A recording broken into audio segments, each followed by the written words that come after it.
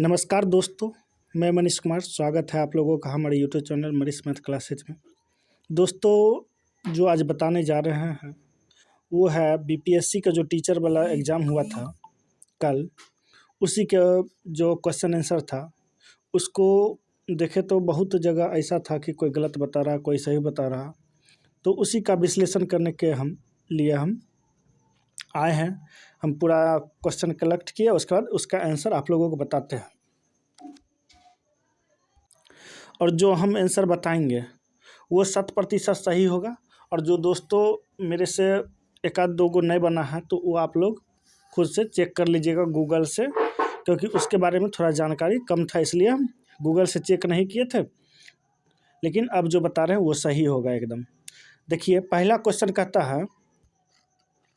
Question है कि कौन से दो प्रथम चरम स्थान पूर्व पश्चिम गलियारे से जुड़े हैं। पूर्व पश्चिम गलियारे से दोस्तों निम्न में से कहता है कौन जुड़ा है, तो सिरचर और पोरबंदर। देखिए ये दोस्तों एग्जाम बिहार दरोगा के मेंस में भी ये क्वेश्चन पूछा गया था।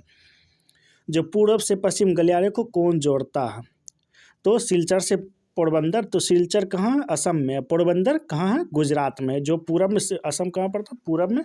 और सिलचर कहाँ पर, सिलचर असम में और पोरबंदर गुजरात में, एकदम पश्चिमी घाट में है। उसके बाद दोस्तों अगला क्वेश्चन है कि भारत का स्थलाकृति मानचित्र किस संगठन द्वारा बनाया जाता है। तो इसका आंसर हो जाएगा भारतीय सर्वेक्षण विभाग। भारतीय कौन है, भारतीय सर्वेक्षण विभाग। ये है बी नंबर, इसका आंसर हो जाएगा भारतीय सर्वेक्षण विभाग। ठीक है। और आगे देखिए 1857 को किसके द्वारा पहली बार प्रथम भारतीय स्वतंत्रता संग्राम के रूप में वर्णित किया गया था, तो आर.सी. मजमूदार थे। ये थे आर.सी. मजमूदार। दोस्तों इस सब को पढ़ने के बाद लग रहा है कि क्वेश्चन कहाँ से आ रहा है, तो सब प्रीवियस ईयर से है। न्यू क्वेश्चन एक भी नहीं पूछा। जहाँ तक अभी तक हम देखें तो ऐसा कुछ नहीं लग रहा, बस प्रीवियस ईयर सब उठा लिया है। आप लोग अगर प्रीवियस ईयर देख के जाते तो लगभग हमको लगता नहीं है कि क्वेश्चन छूटने वाला था। और उसके बाद दोस्तों कौन सी घटना सबसे पहले घटित हुई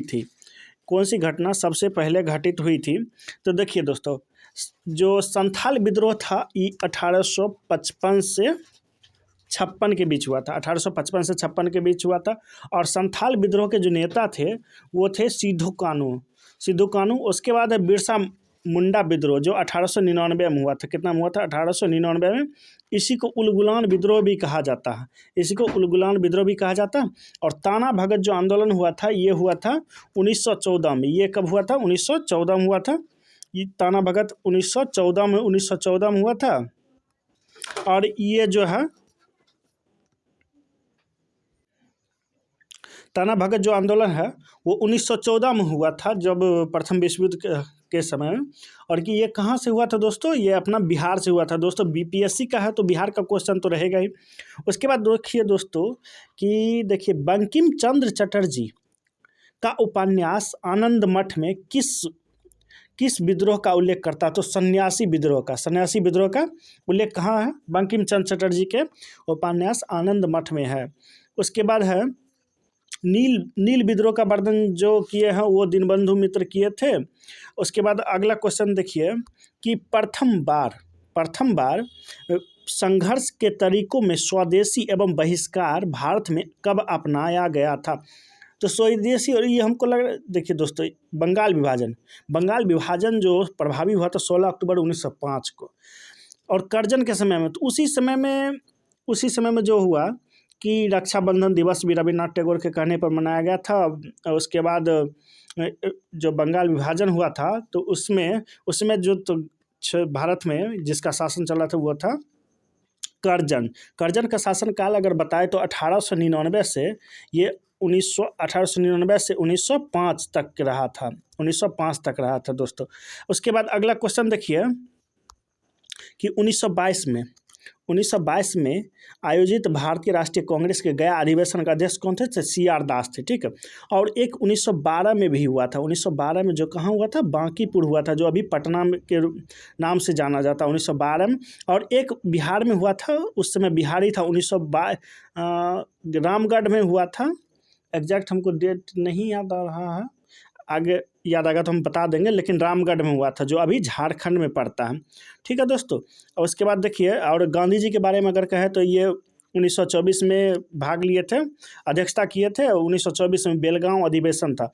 अगर पूछे कि सबसे पहले गांधी जी किस मतलब को राष्ट्रीय कांग्रेस में अधिवेशन में आए थे, तो 1901 में ये आए थे। उसके बाद अगला क्वेश्चन है कि असहयोग आंदोलन के दौरान किसने बिहार में किसानों की अगुवाई की थी? तो असहयोग आंदोलन के दौरान किसने बिहार में किसानों की अगुवाई की थी? तो ये है स्वामी विद्यानंद। स्वामी विद्यानंद का नाम आप लोग सुने होंगे। आगे क्वेश्चन बढ़ते हैं कि 1817 में कलकत्ता में हिंदू कॉलेज की स्थापना किसने किया था? तो 1817 में कलकत्ता में हिंदू कॉलेज का स्थापना जो किए थे वो राजा राम मोहन राय थे। राजा राम मोहन राय थे। उसके अनुसार इसका उपयुक्त में से कोई नहीं होना चाहिए आंसर। उसके बाद कहता कि इनमें से किसने कहा था कि कांग्रेस का महल लड़खड़ा रहा है और मैं रहते हुए मेरी एक बड़ी महत्वाकांक्षा है कि मैं शांति से इसे मरने दूँ। कौन कह सकता है दोस्तों? कर्जन ही कह सकता है। अभी देखिए, कर्जन से 2 क्वेश्चन आ गया। उसके बाद अगला क्वेश्चन कहता है कि कौन सी सहायक नदी ब्रह्मपुत्र से उत्तर दिशा में नहीं मिलती है? तो ये बेलश्री हो जाएगा, क्योंकि ये सहायक नदी है ही नहीं। सुबनश्री भी है और मानस भी है, ये सब असम में है। उसके बाद है कि लीख पानी हिमनद कहाँ पर है दोस्तों?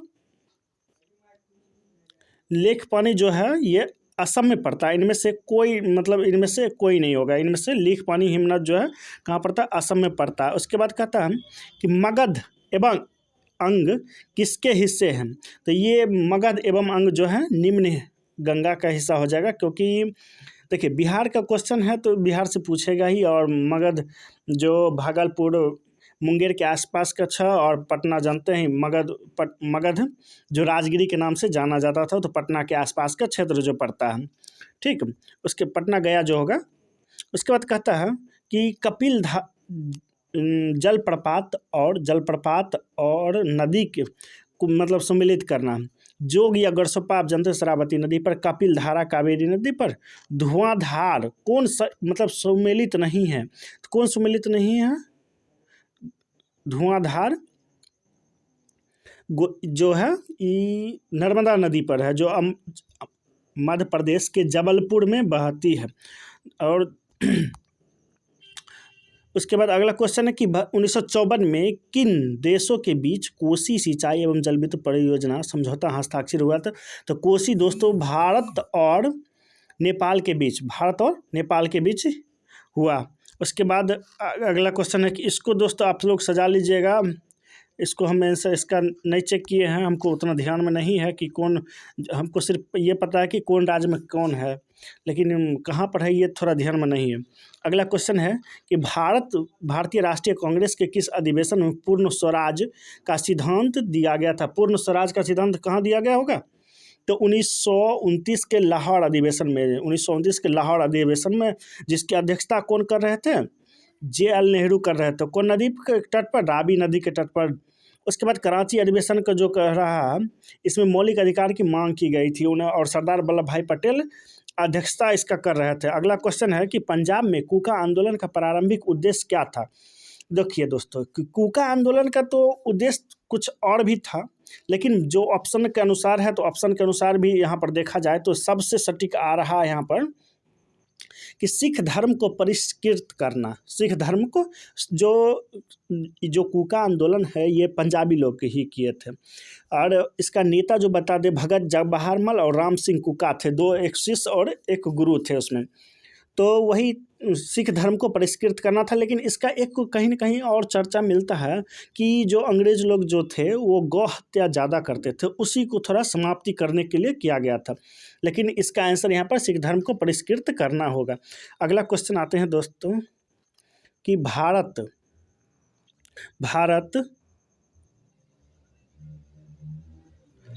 भारतीय किसानों के इतिहास में संगठित असहयोग का प्रथम उदाहरण कहाँ घटित हुआ था?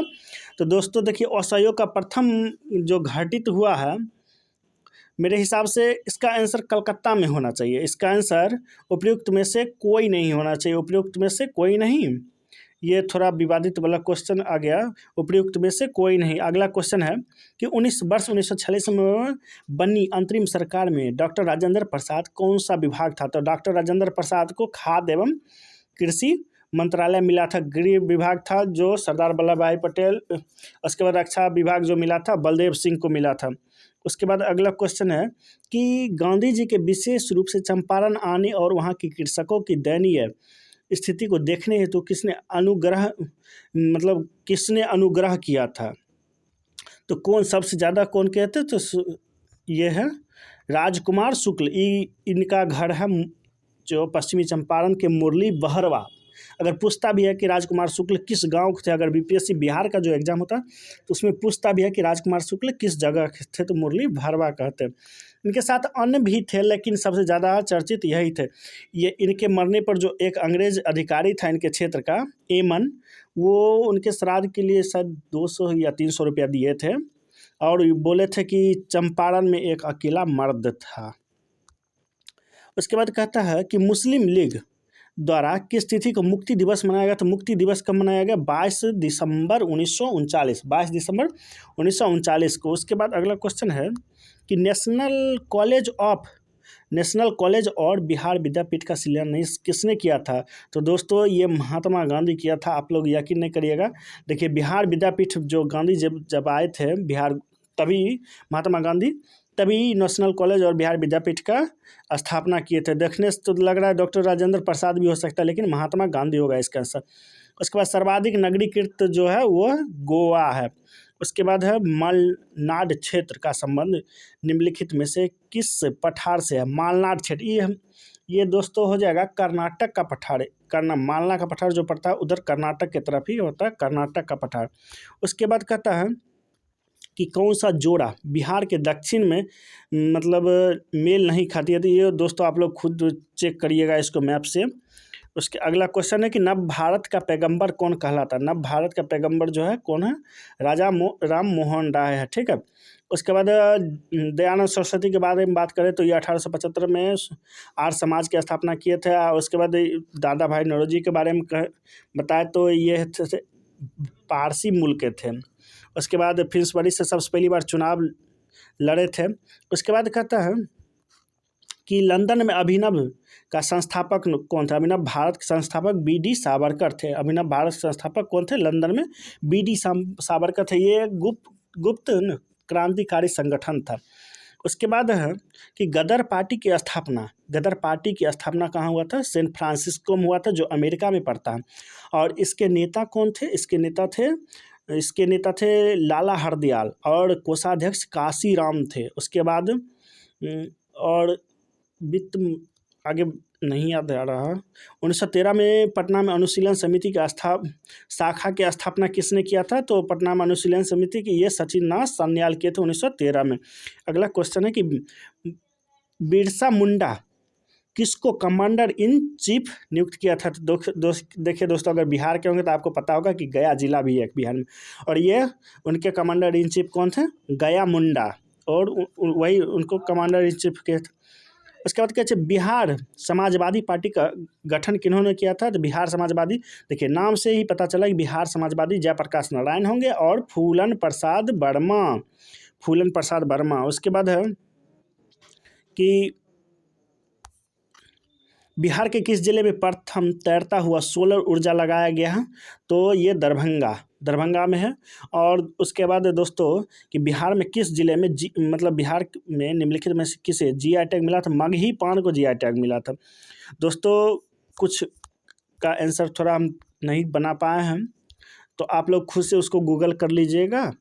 और दोस्तों जो कितना नंबर आ रहा है इस क्वेश्चन में, कितना सही हुआ, आप कमेंट जरूर करिएगा।